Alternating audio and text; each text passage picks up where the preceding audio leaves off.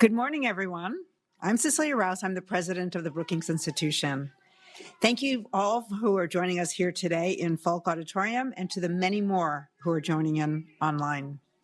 It is my absolute pleasure to welcome you to a special conversation with U.S. Secretary of State Antony Blinken for a wide-ranging discussion of the challenges and opportunities for American diplomacy around the world. Tony, thank you so much for making the time to be with us this morning. We are so honored to welcome you back to Brookings. Secretary Blinken has served as the 71st U.S. Secretary of State since 2021. He has had a long and distinguished career in public service, beginning at the State Department during the Clinton administration. Over the years, he's held important roles at the National Security Council, as staff director of the Senate Foreign Relations Committee under then-Senator Joe Biden, as National Security Advisor to then Vice President Biden, and as Deputy Secretary of State during the Obama administration. We are especially grateful to engage with Secretary Blinken at this time of immense international challenges and just ahead of the 75th NATO summit to be held here in Washington next week. There is a lot of ground to cover in the foreign policy landscape, the wars in Ukraine and the Middle East, strategic competition with China, and the influence of our very own elections this fall. In this discussion, we look forward to getting the Secretary's perspective on how the U.S. can use diplomacy as well as other tools to build a more peaceful world and address threats to democracy and stability. To help us navigate these issues in the next 45 minutes, I'm delighted to have Suzanne Maloney moderate the discussion. Suzanne is the Vice President and Director of the Foreign Policy Program at Brookings. As a former advisor to senior department officials and a member of the policy planning staff, Suzanne knows well the challenges that the Secretary must confront. So before we begin, I would like to recognize that today's event is part of Brookings' long-running Alan and Jane Batkin International Leaders Forum, run by our Foreign Policy Program. This program brings together world leaders and officials at Brookings for the thoughtful exchange of ideas on critical policy issues. Please note that we are streaming live and on the record.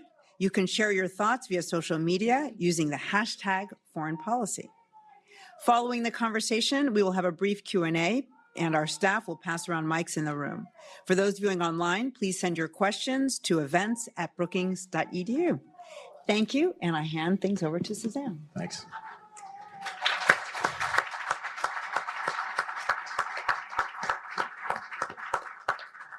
Thanks, Cece, and thanks to all those of you in the room for waiting patiently as we got things underway here this morning, and especially to all those of you online. Secretary, it's wonderful to have you back here at Brookings again. It's been a little over a year since we last saw you in our halls, and you've been awfully busy since that time. The United States is playing a critical role in coordinating with partners and allies around the world and dealing with two major wars, navigating a complex and at times turbulent relationship with China, and contending with a host of crises from Haiti, Sudan, North Korea, and the South China Sea. I hope we'll have an opportunity to touch on some of these specific issues as we go, but I really did want to start off at the 50,000-foot level around the state of the international system and the role of America in the world today. You and I both came of age at a time when the Cold War was ending, and we have spent the past 30 years in a period that's been marked by many challenges, by horrific attacks on the American homeland, two major wars in the Middle East, but the world's also experienced significant progress during that period, lifting of large swaths of humanity out of poverty, reduction in the frequency and intensity of interstate conflict, and we seem to be building an order where cooperation and liberalization were bolstered by both economic interdependence and the waning of some adversarial ideologies. And yet, as you have previewed in a number of the speeches and remarks that you've made since taking office, we're also now facing something of an inflection point. The post-Cold War era is giving way to something new. Can you describe the strategic landscape today and how the United States and the Biden administration have sought to address this complicated new era that we are finding ourselves in? Well, thank you, Suzanne, and thanks to everyone for being here this morning. It's so good to see so many friends, colleagues, familiar faces in this place where I've spent a little bit of time over the past 30 years. It's always good to be back at Brookings. So I think you're exactly right. We are at an inflection point. We are at a point where the post-Cold War era is over, and there is a race, a competition on to shape what comes next. We see that in the emergence or reemergence of great power competition. We see that in so many global challenges that have come to the fore and are interconnected. There's a greater multiplicity and complexity of challenges and interconnectedness of challenges than any time since I've been doing this in the last 30 years. And the question is, how are we going to approach them? How are we going to try to shape them? We come into this with a couple of premises. One is that when our country is not engaged, when we're not leading, then either one of two things. Either someone else is, and probably not in a way that advances our own interests and values, or maybe just as bad, no one is. And then you tend to have vacuums that are more likely to be filled by bad things before they're filled with good things. So there's a premium on our engagement and on our leadership. But the flip side is this. More than at any time since I've been doing this last 30 years, there's also a premium on finding new ways to cooperate, to collaborate, to communicate, because we do not have, as powerful as we are, the capacity to meet these challenges effectively alone. And so we've worked very hard to re-energize, to reinvigorate, and in many ways to reimagine these alliances and partnerships. I think, Suzanne, if you step back and look at the road that we've traveled just over the last 3.5 years, it's very easy to forget where we were 3.5 years ago. Obviously, we had a global health crisis and a country that was quite literally paralyzed by COVID.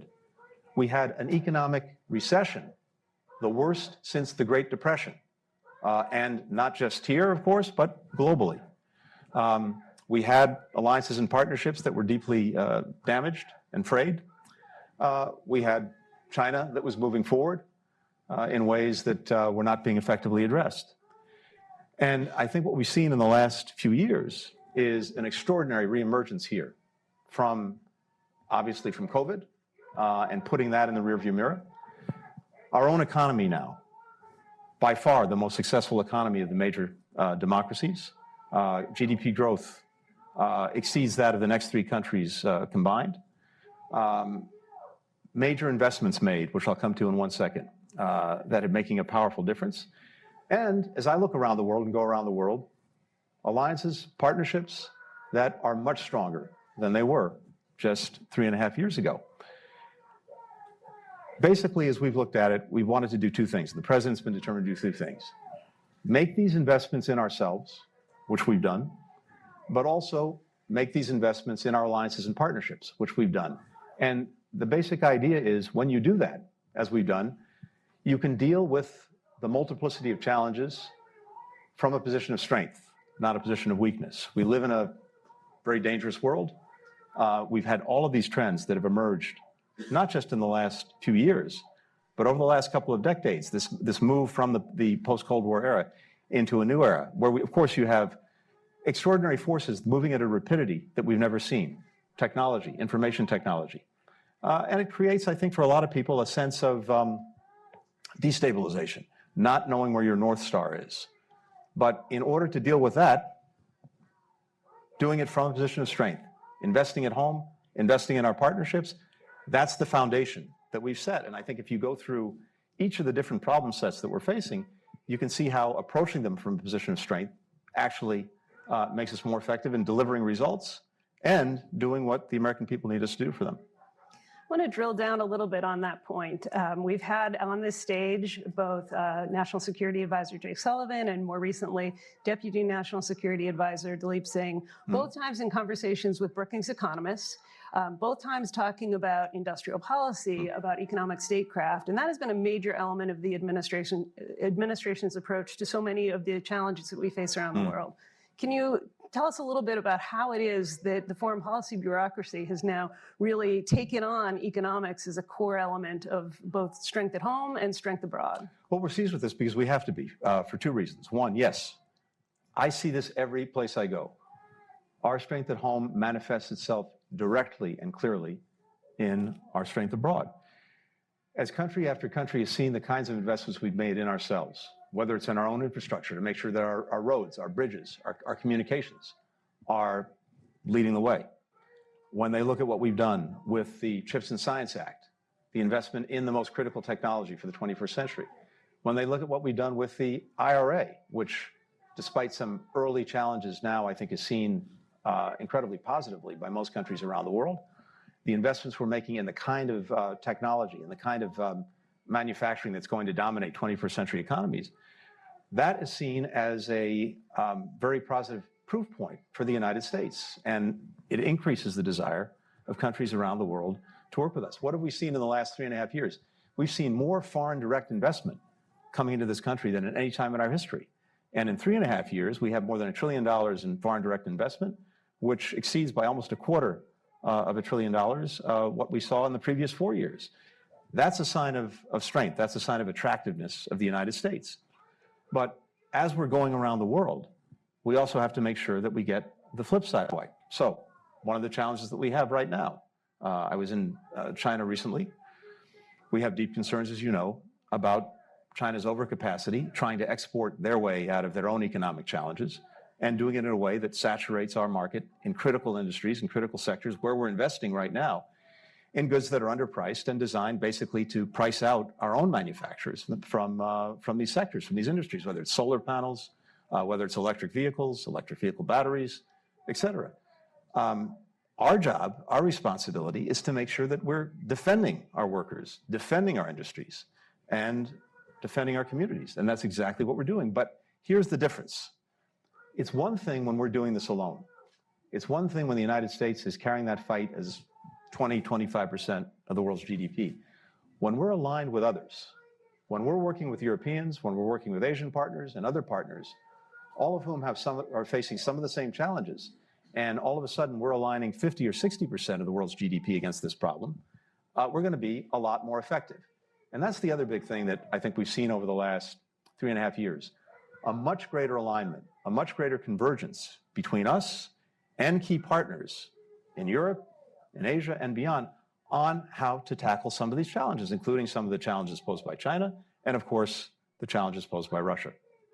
I do want to come to the question of alliances in just a moment to talk more about the upcoming NATO summit. But I did want to ask you about an issue that is much in the news these days, especially over the course of the past couple of days. Since the debate between President Biden and former President Trump, there has been a sense of strong discussion and lots of views being elicited. You have worked with President Joe Biden for decades. Can you tell us what you think friends and foes around the world should know about American leadership today under President Biden? Well, I think what the world knows, the world has experienced over 3.5 years, not one night, is exactly the kind of leadership that he's brought to bear on problems that are common for so many countries, particularly so many of the democracies around the world. And as I've seen it, again, going around the world, there's a desire, there's a thirst for American engagement, for American leadership. Even when we have disagreements with countries, they still want us in this and even leading to try to get to a better place. And they've seen a president who's reinvested America in the world, reinvested in these alliances, in these partnerships, in ways that they seek and want. If you look at surveys around the world for what they're worth, you see again and again and again that confidence in American leadership has gone up dramatically over the last 3.5 years. That doesn't just happen. It's the product of choices. It's the product of policies that we pursue. It's the product of our engagement. And they see President Biden having led the way in all of those different areas and in ways that are bringing people together and focused in the same way on the challenges that we have before us and that are common to so many other countries. So what I'm seeing, what I'm hearing is, again, people are looking at the last 3.5 years. They're looking at policies. They're looking at policy choices. And for the most part, they like the choices and the policies that this president's pursuing. Well, as we've talked about, alliances are critical. The NATO summit is coming up in just a week, celebrating 75 years of that alliance, and we'll do it here in Washington. But there are also real questions about the future of NATO, about the place of Ukraine. And this administration has done an amazing job, I think, in foreseeing the crisis that was to come, mobilizing friends and allies around the world. But we are at a point where the Ukrainians don't appear to be making progress on the battlefield. The war appears to be ground to something of a standstill in terms of territory lost and gained. And the Ukrainians themselves are obviously quite frustrated about the level of assistance that they've received from the West, grateful, but also frustrated. And there was an interview yesterday in which President Volodymyr Zelensky talked about the sense that he has that Ukraine and the West have different understandings of what victory means. Can you give us a sense of what you see as victory, what the NATO alliance is prepared to commit to do in terms of ensuring that there is, in fact, a victory in Ukraine that preserves Ukrainian sovereignty and that positions the West in an advantageous way vis-a-vis Russia? Sure, and let's remember where we started, where we were. Again, very important and easy to forget.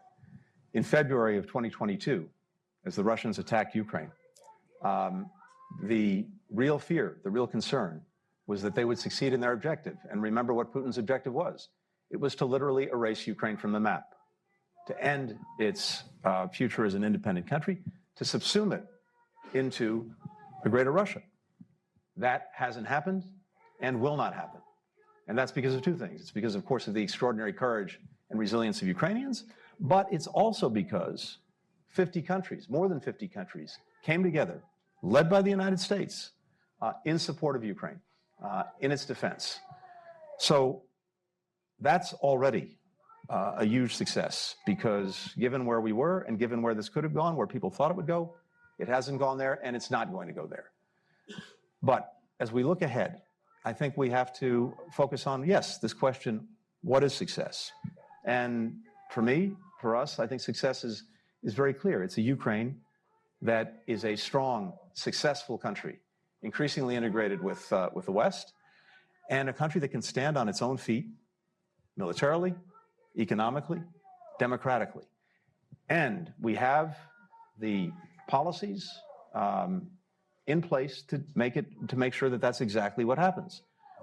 Militarily, yes, of course, Ukraine has to deal with the ongoing aggression right now. And again, we have so many countries that continue to rally to its side to make sure that it has what it needs, when it needs it, to continue to ward off the Russian aggression. But it's also critical that Ukraine develop the capability to deter and defend against aggression going forward over many years. President Biden led the way in getting now more than 30 countries to agree to negotiate bilateral security agreements with Ukraine over a decade. And these agreements, now I think nearly 20 have actually been negotiated and signed, including by the President and President Zelensky just a few weeks ago in Italy on the margins of the G7. These are long-term commitments to helping Ukraine develop a strong deterrent and defense capacity. They also tell Vladimir Putin that he can't outweight Ukraine, he can't outweight all of Ukraine's partners.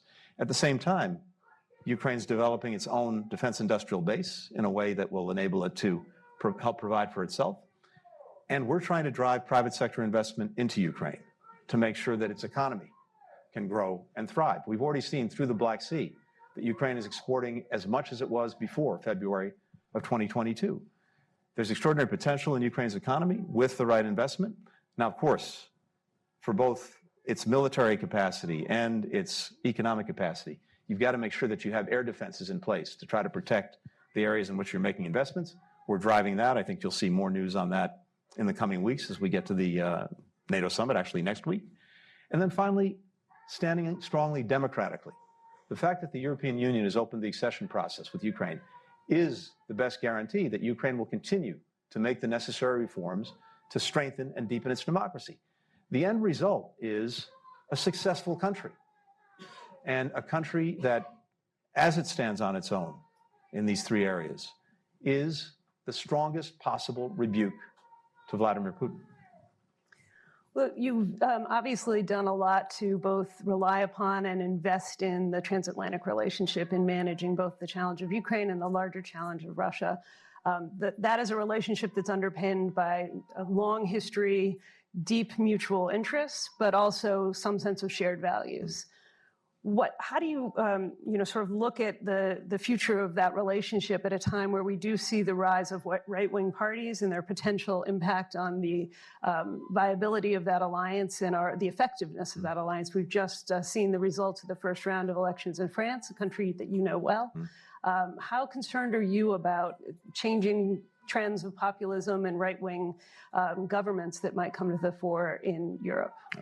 So I think first, again, to put things in focus, just looking at the state of the alliance itself, the North Atlantic Treaty Organization. We'll have a 75th anniversary party here in Washington in a week's time. And of course, we want to celebrate 75 years of the most successful defensive alliance in history. But the main purpose is to focus on the way forward for this alliance.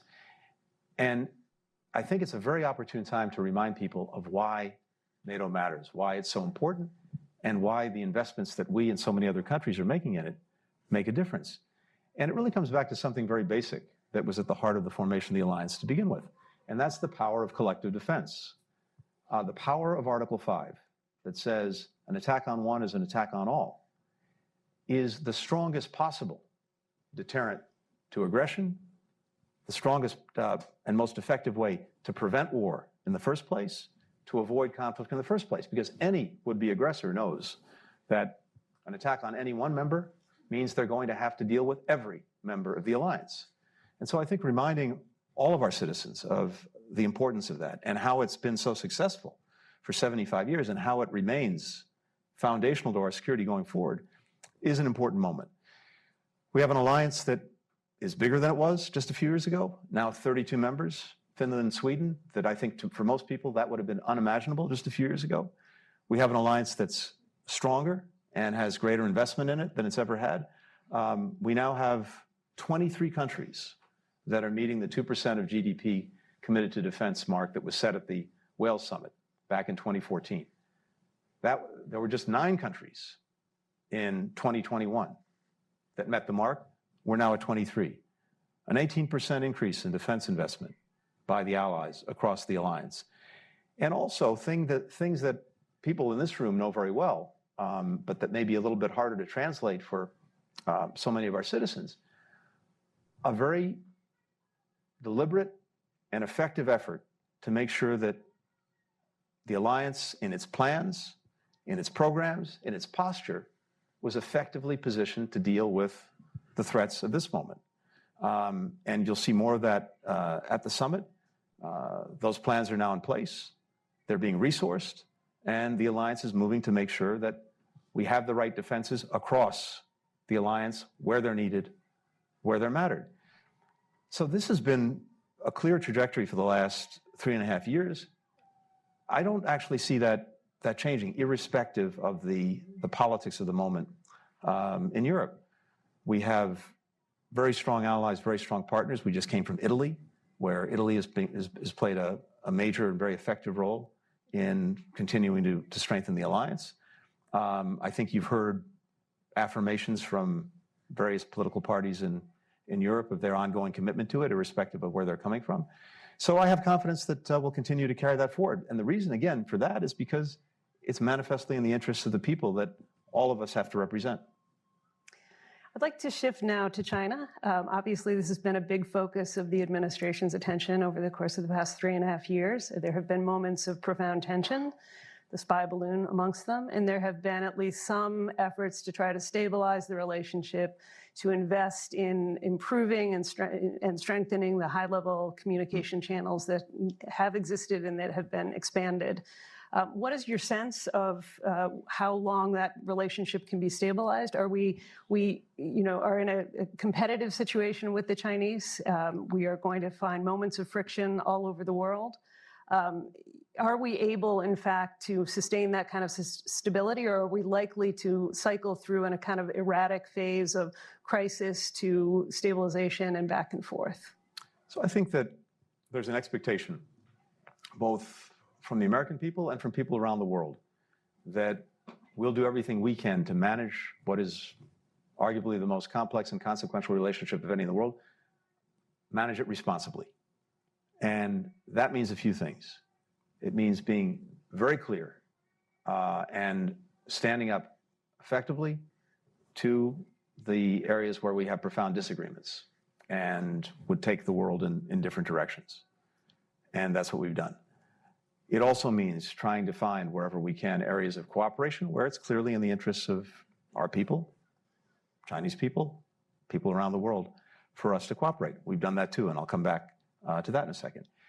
And it means not only recognizing, but embracing the fact that, yes, we are in an intense competition to shape what the international environment looks like over the coming decades. And for Americans, there's nothing pejorative about the word competition. It's actually at the heart of our own system, provided it's fair and provided that we approach it effectively. And this comes back to the basic foundational propositions that President Biden had coming in. Whether it's China, whether it's any of these other challenges, we're going to approach it from a position of strength. We're going to approach it having made investments in ourselves that put us in a much stronger position in dealing with some of the challenges that China poses. We're going to approach it having reinvested in our alliances and partnerships and having reimagined some of them in order to be genuinely fit for purpose, because we know we're so much more effective in dealing with these challenges if we're doing it with others. And that's exactly what we've done. So I think we're at a place now that we were not at 3.5 years ago, 4 years ago, where we can approach this with tremendous confidence, acknowledging the difficulties, acknowledging the challenges, but knowing that we've made the right investments in ourselves and that we've made the right investments in allies and partners. As I'm looking at Europe, as I'm looking at critical partners in Asia, as I said before, the convergence in the approach, both the shared recognition of what the challenge is and increasingly a shared view on what to do about it, that's much greater than it's ever been. There's something else that's changed, and I think, again, you'll see this at the NATO summit. We have 4 partners from the Indo-Pacific coming to the NATO summit, as they have for the last 3 years: Australia, New Zealand, Japan, Korea. This is one manifestation and one recognition of something that really is new, which is that increasingly partners in Europe see challenges halfway around the world in Asia as being relevant to them, just as partners in Asia see challenges halfway around the world in Europe as being relevant to them. Prime Minister Kishida put it best in the wake of the Russian aggression against Ukraine. He said, what happens in Europe today could happen in Asia tomorrow. And of course, you see the relationship between Russia and China that has profound repercussions for Europe, when unfortunately you have China making, in effect, investments in Russia's defense industrial base in ways that are allowing it to continue the aggression. Not providing arms directly to Russia, but providing all the inputs necessary for it to sustain this war. 70% of the machine tools imported by Russia, coming from China. 90% of the microelectronics being imported by Russia, coming from China. A massive production now we've seen of tanks, of munitions, of missiles, again, enabled by this defense industrial base, despite the important impact that sanctions and export controls have had.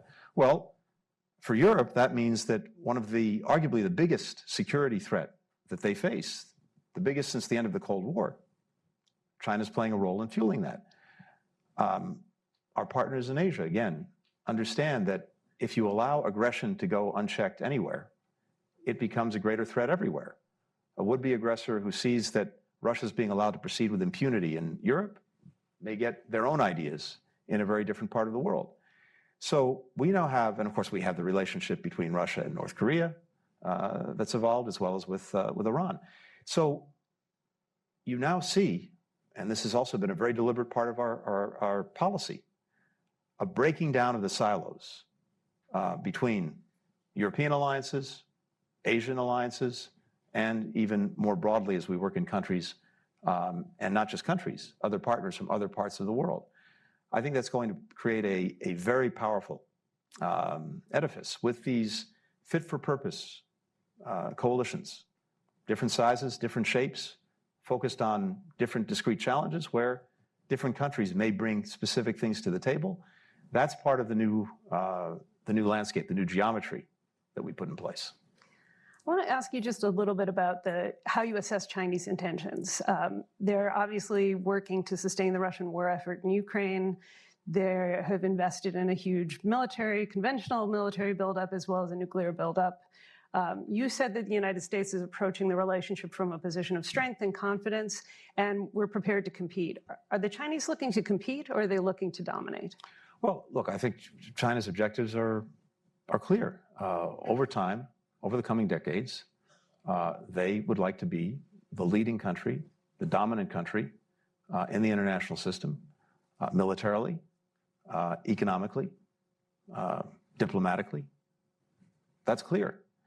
And if their vision for the world actually matched ours or matched many other countries, that would be one thing. But they have a different vision of what that future looks like. And so we disagree. And we're going to compete very vigorously to make sure that we're the ones who are effectively shaping that future. Now, again, this is something that defies being put on a bumper sticker. You can't simply put it on the back of your car. The complexity of it, the fact that our countries and so many of our societies are so intertwined, means that, again, there are going to be areas where we're in vigorous competition. There are areas where we're clearly going to be contesting. But there are also areas where we're going to be cooperating because, again, it's in our mutual interest. And there's a demand signal from countries around the world. One example, and we'll see where this goes. The number one killer of Americans aged 18 to 49 is fentanyl, a synthetic opioid. Not car accidents, not heart attacks or cancer or guns, fentanyl. And of course, we know that much of the fentanyl that's coming into this country is the product of perfectly legal chemicals or precursors being manufactured halfway around the world, in China, being sent close to our borders in Mexico, and then being diverted and synthesized into an opioid that comes in and kills Americans. 40% of Americans, 40%, nearly half the country, know someone who has died from an opioid overdose. That's the magnitude of the problem. So there are two ways of dealing with this. One is to simply go as hard as we can to stop, disrupt, disable these networks, the companies that are engaged in this practice. And of course, we've done that and we'll continue to do that. But the other way is to try to elicit greater cooperation. And that's also exactly what President Biden has done. When he met with President Xi at the end of last year, San Francisco, on the margins of APEC, one of the big subjects was exactly this, fentanyl, synthetic opioids.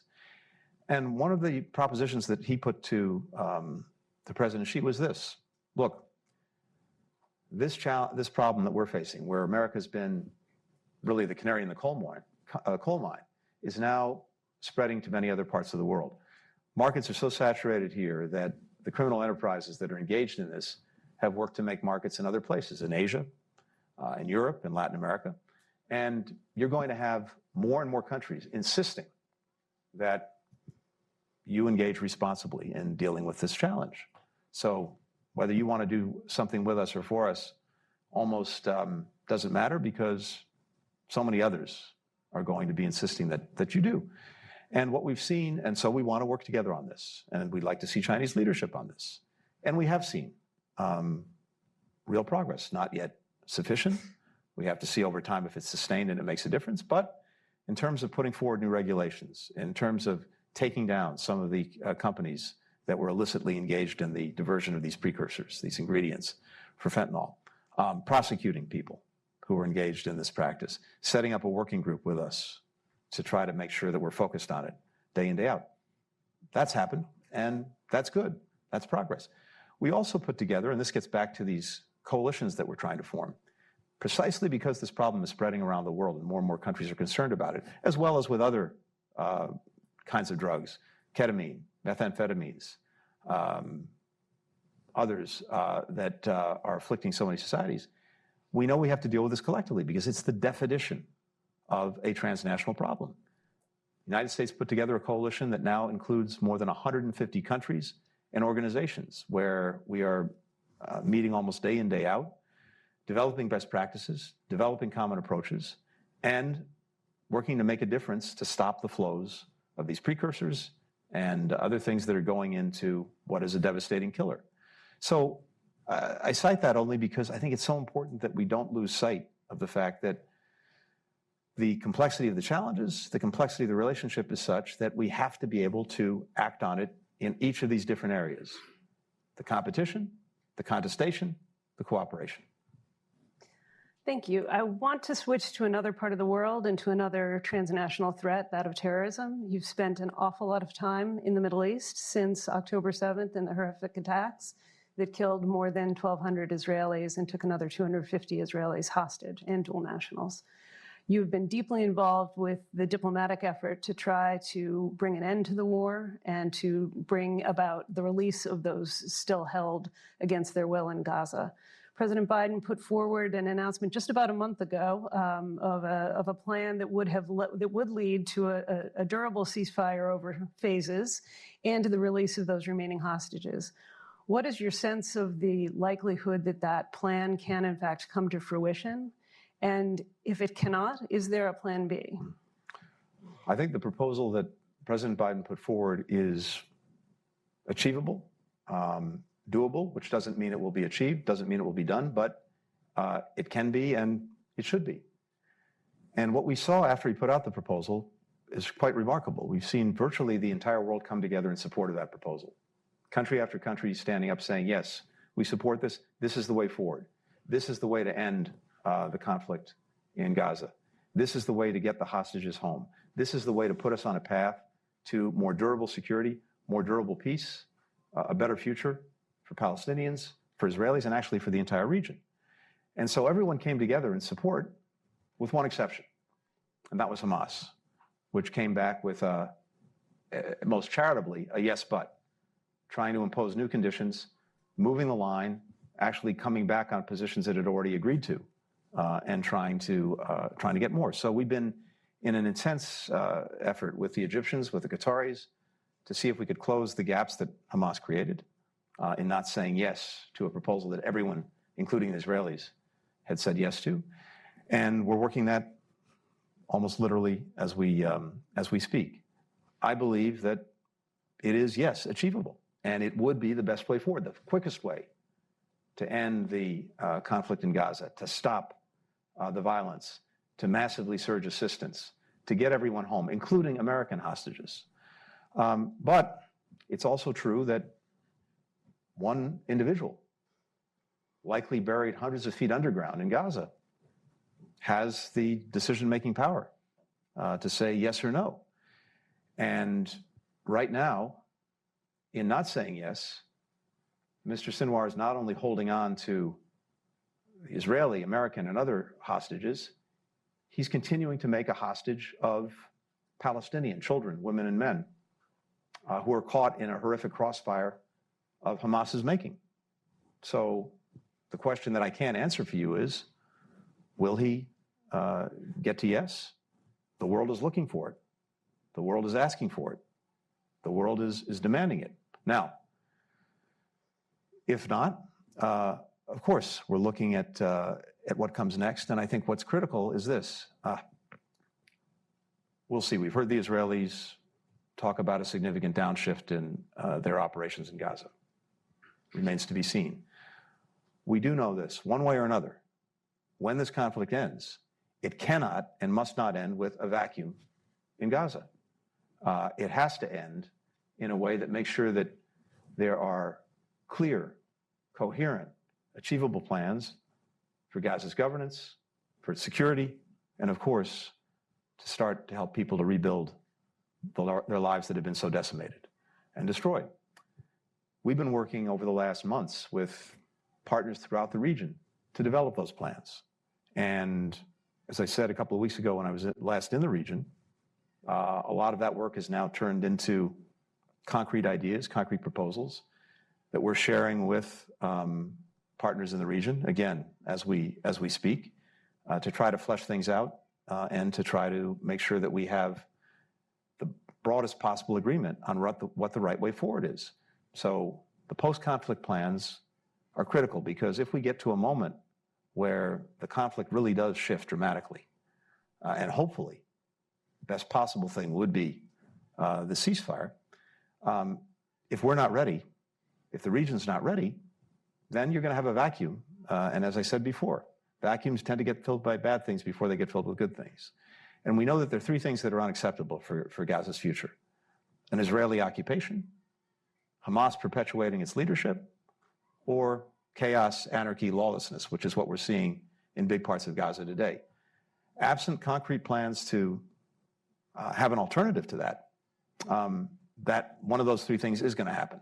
And given all of the extraordinary suffering that we've seen to date, that should be unacceptable, and it's unacceptable to us.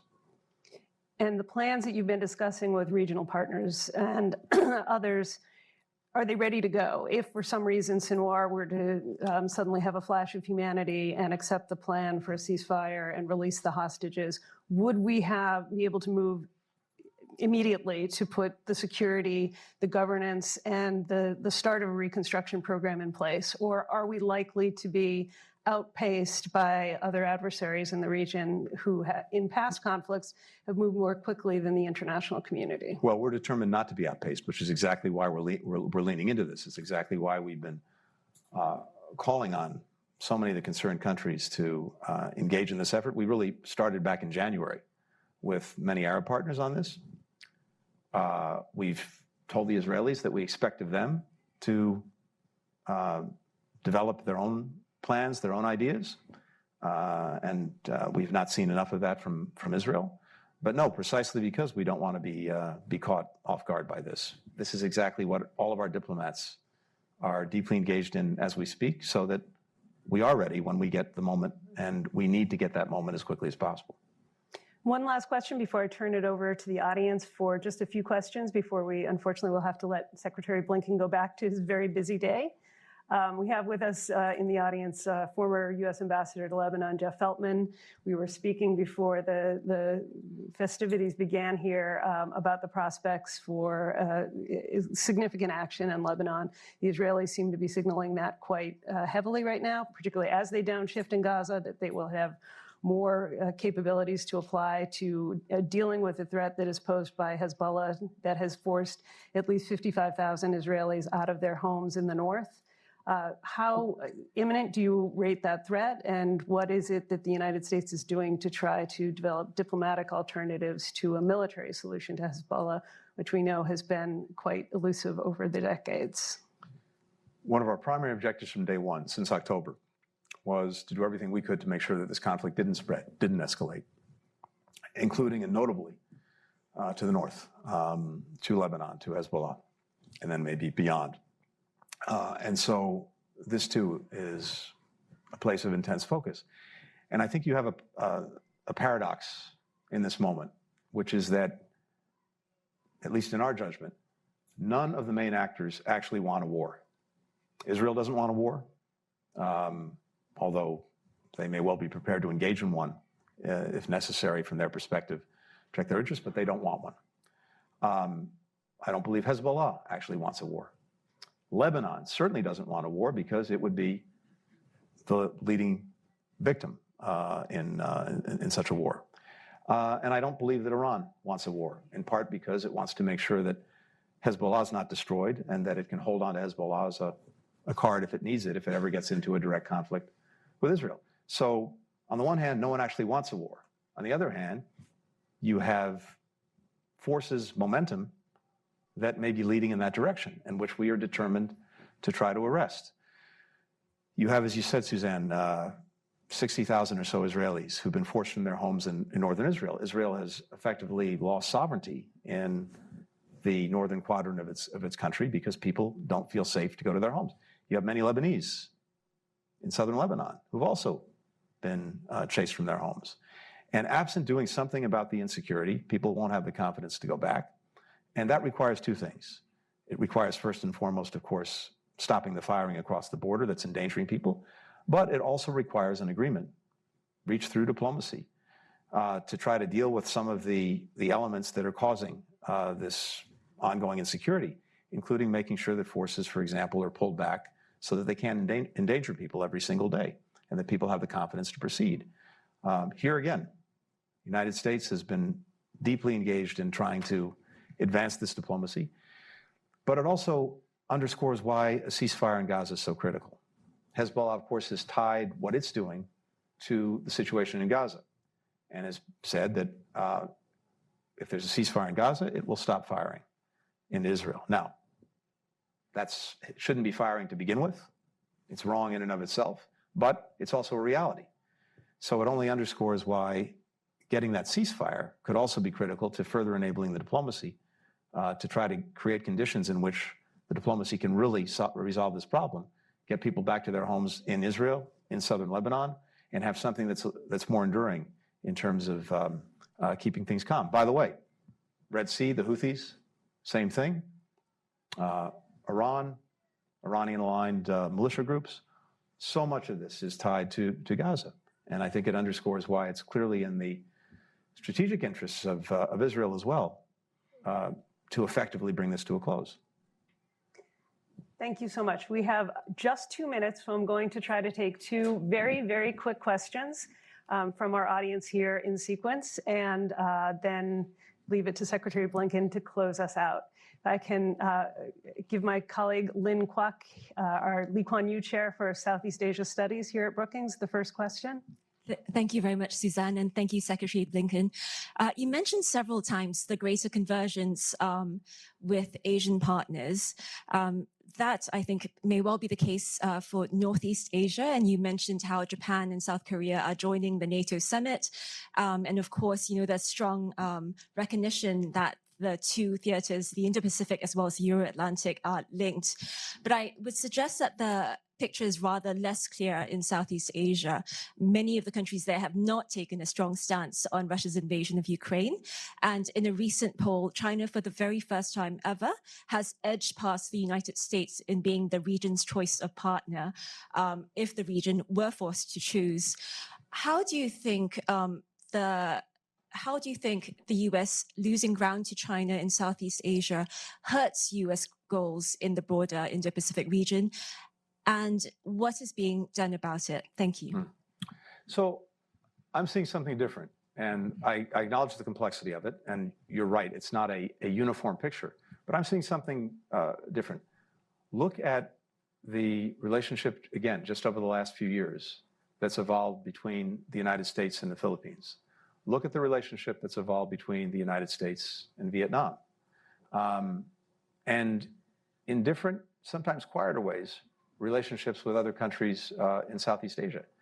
I think we're in a very different place. And I think it's the product of a recognition on the part of a number of countries at some of the challenges that China poses to them and that they have a real issue with, notably China's actions in the South China Sea, which affects the interests of many countries. We see that most prominently with the Philippines, but it's of course not just the Philippines. I think countries also recognize that the number one provider of foreign direct investment in those countries is actually the United States. We understand we talk a lot about trade, that's important, but countries also see that the FDI that's going to them and coming from the United States is making a huge difference in the kinds of investments they can make in their own future. And this is something that they not only want to sustain, they want to build. And look, we've been very clear with many partners and countries. We're not asking countries to choose. We're simply trying to make sure that we're providing a clear choice and what I believe in most cases is actually a better choice. The more we're able to do that, the more they see that, I have no doubt where they'll go. Now, again, sometimes that's a little bit more quiet. Sometimes it's a little bit more vocal. But the trajectory is clear. Last thing I'll say on this is this. There's also room for everyone, which is to say, if there are investments that are being made in infrastructure, in connectivity, in the future, that investment's desperately needed. As long as it's the kind of investment that creates a race to the top, not a race to the bottom, not piling debt on country after country, not bringing in your own workers to build a project, not doing something that turns out to have really shoddy standards so that it falls apart in a few years, not ignoring the environment, not ignoring the rights of workers. If that's the kind of investment that's being made, then bring it on. It's great from anywhere, including from China. I think countries, though, are also eyes wide open about the fact that when it comes to China, there is a fusion between the military and civilian sectors, and anything that quote unquote civilian investment does automatically becomes the property of the state and the property of the military. And that's of concern to countries as well. So I see us, again, in a very different place than we were just a few years ago in these relationships, in these partnerships, both individually with a number of countries, but also with some of the critical institutions like ASEAN, where we've had extraordinary ASEAN summits, including here in Washington, that President Biden has hosted, to continue to build those relationships. And then individual countries in the region are also part of different collections of countries and organizations that we put together to deal with discrete problems. Many of these countries want support, assistance with their own maritime domain awareness, a fancy way of saying what's happening in the seas around them upon which they're so dependent. We see many countries afflicted with the scourge of illegal, unregulated fishing, where industries are being decimated. We and other countries have provided assistance there so that they can gain control of their own seas and their own waters. All of these things are making a difference every day. And of course, climate's a whole other subject where so many countries are looking for partnership and the kind of partnership that we're working to provide. I think we have time for one more question. I'm looking for someone from our early career staff here at Brookings, perhaps. I see a hand up right there, and I'm sorry I can't call on you by name, but a mic will be coming to you in just a moment. Hi, Sopika, a research analyst at Brookings, originally from Georgia. Thank you for the discussion. And Secretary Blinken, as we approach the 75th NATO summit in Washington, D.C., South Caucasus remains a region of the strategic importance. In the light of the recent developments, including ongoing tension between Armenia and Azerbaijan, Georgia's upcoming election in October 2024, so-called foreign agent law, infrastructural deals in the Black Sea with China, and shifting geopolitical dynamics, meaning reduced Russia influence and increased Western engagement in Armenia, how does the U.S. view the influence and interests of the global powers in the region? Thank you so much. Thanks.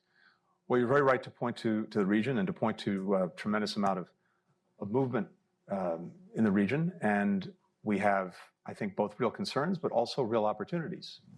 You mentioned the foreign agent law in Georgia. We and many other countries have not only expressed our deep concerns about it, especially its passage, we've taken action to manifest those concerns. And I think you're likely to see more of that. I think it's clearly antithetical to the European direction that Georgia wants to take, and that clearly the majority of the Georgian people want to take. Armenia and Azerbaijan, there is an extraordinary opportunity, potential, to realize a peace agreement between the countries that ends decades of conflict and actually creates in the region, I think, a tremendous opportunity for economic connectivity, for economic growth, for connecting countries both east-west, north and south. Azerbaijan has a critical role to play in that. We have invested intensely with our own diplomacy in trying to help bring Azerbaijan and Armenia to a peace agreement. We've done that in very close collaboration, coordination with the European Union. And I think that that's something that really is within reach. I was speaking just about a week ago to President Aliyev on this. I think that's achievable, and it's manifestly in the interests of both Azerbaijan and Armenia, as well as the broader region. So we're attuned to the challenges, including some of the ones you've expressed in Georgia. We're also very focused on some of the opportunity, and the opportunity is real. Thank you. Before I close out our conversation today, I want to ask all of you to help us by staying in your seats while we bring Secretary Blinken and his colleagues to their vehicles. And so if you could just stay put in just a moment. But first, let me please join me in thanking Secretary Blinken, his amazing team, and the amazing team at Brookings that made this possible. Wonderful. Thank you. Thanks, everyone.